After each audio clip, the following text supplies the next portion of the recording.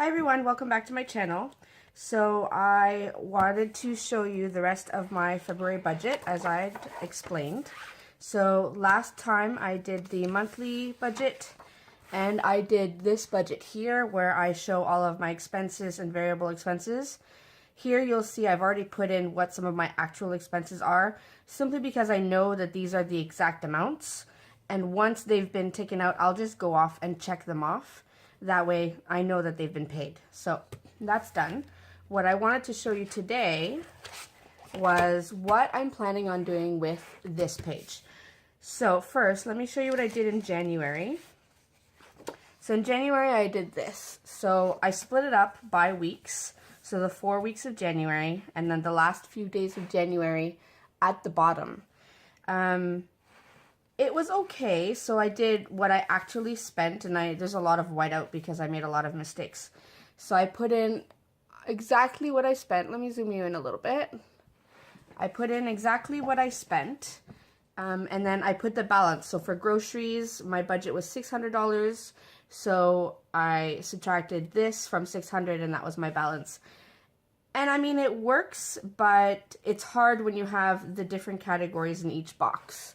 So what I'm going to do is, for February, I'm going to split it up and have each category in its own box. So I'm going to go ahead and write that in, and then I'll come back and talk about it a little bit more. Let me zoom you out so you can see. All right, so I'm just using my Settler Tripless Fine Liner pens.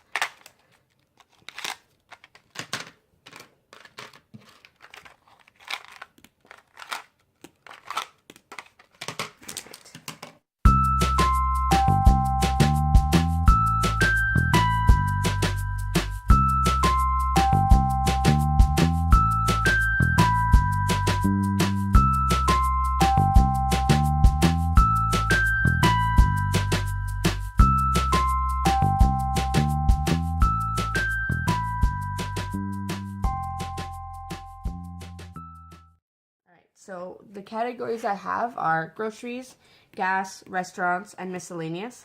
And then I have another box here in case I want to add anything. Not sure if I'm going to need to, but we have it there. So with my green pen, I'm going to add what I've budgeted underneath so that I know what my starting budget is. Let me just refresh. So groceries was $600 for the month. Gas, $400 for the month. Restaurants, I put $60 for the month. And for miscellaneous, so miscellaneous could be household, babysitting, giving, gifts, presto, allowance, and bank fees. So all of that all together could be what I put in miscellaneous. Now I'm not going to add babysitting. I'm not going to add giving. I'm not going to add presto, and I'm not going to add bank fees. So I'm just going to do household, gifts, and allowances. So household, gifts, that's 80, so that's 140. So I'll put 140. And then, and of course that would include any like actual miscellaneous. So underneath, I'm going to write household, gifts, and allowances. That way we know specifically what it's for. And we can go with that. So hopefully nothing over 140 on this. So what I'm going to do now is, so if we look at the month of February, there is 3 full weeks and then 2 days here and 3 days here. So what I might do is I might do, how many lines do I have? 1, 2, 3, 4, 5. I have 5 lines. So I could do week 1, 2, 3, 4, 5. And even if it's not a full week, that's okay. And it would be from the Sunday to the Saturday that it would count. Except for here it'd be Thursday to Saturday, and here it would be Sunday to Wednesday the 28th. So I'm going to go ahead and write week 1 through week 5 for all 5 of them, and then we'll go with that.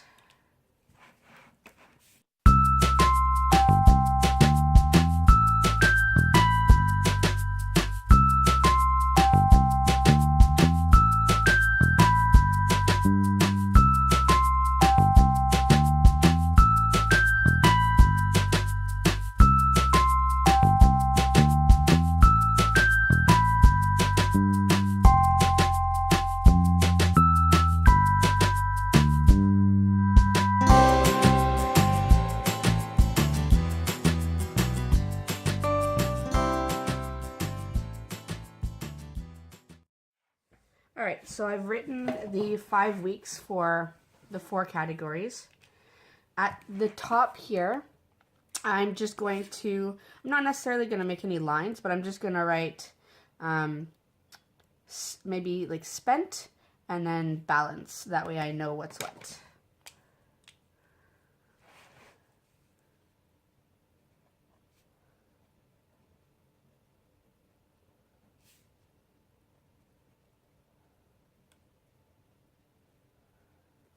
So then all I have to do is, during the first few days of September, during the first few days of February, if I get any groceries, I will just put the amount I spend, and then I'll subtract this amount from 600, and I'll put the balance here. Then this week, whatever I spend, I'll just subtract this amount from whatever the balance was from week 1, and then I'll keep going. And hopefully by the end of week 5, I will be under the $600. If I show you so far for January, it's a little scary. But so far for January, and I'll be doing a full January budget review in the next few days, but so far I'm under, so I'm up over budget. As of the 27th of January, I was over budget in all of my categories. These 2 restaurants and miscellaneous were the worst, of course. Groceries, I mean, if I'm over budget in groceries, I'm not really going to complain because you have to eat. Plus, we did have a few people over at the start of the month because of guests and stuff for the holidays. So we had spent more or used more of our food throughout these 3 weeks. Plus, with my fridge that stopped working, which I talked about in a previous video, we had to replace a lot of the groceries that we had lost, a lot of the meats and everything. So that's why this grocery haul was a lot bigger. And I didn't do a haul for this this week. It was just too much. But we ended up spending more. So that's why we're over budget. But hopefully for February, we can stay under budget. So this is the full look. I was going to add some stickers or something, but I don't think it's necessary. I want to keep it pretty simple so that we can clearly see exactly what we spent and what the balance is, because these 4 categories are the ones that hurt us the most in our budget in terms of spending. So this one is disastrous, and so is this one. So hopefully, oh look, I just realized I wrote gifts. I didn't write gifts. Let's add a small T in there. Looks a bit messy, but it's okay.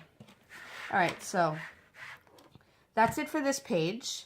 And I had said that I was going to do something with this page. Now, what I'm going to do here, the only thing I wish that this Deluxe Monthly Planner had, and it's normal that it doesn't have it because it's not a budget book. A lot of people use it to budget, but it is not meant for budgeting.